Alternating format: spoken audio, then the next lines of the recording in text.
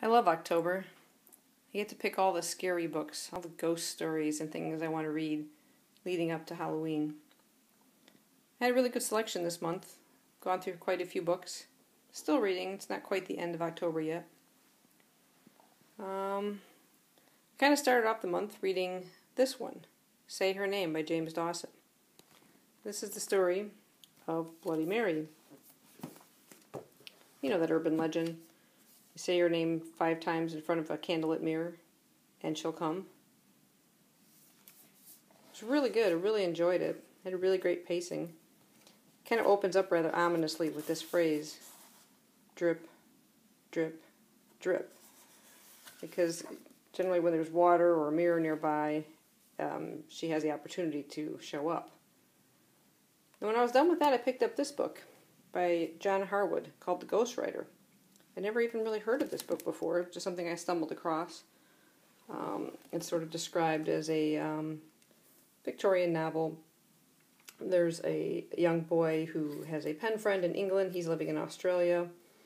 He stumbles upon a locked drawer in his mother's bedroom that has a picture of a woman in it and a manuscript with the initials VH, which ends up being his great-grandmother, who's a ghostwriter, and that is one of the manuscripts. But when his mother finds out that he has broken into the drawer and sees this photograph, she's furious with him. She used to tell him stories of her childhood growing up in Staplefield.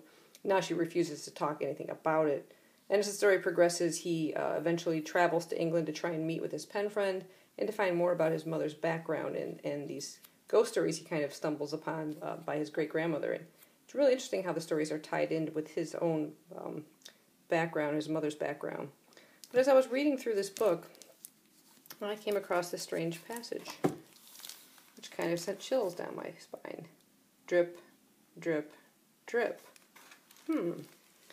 Did Mary follow me into that book?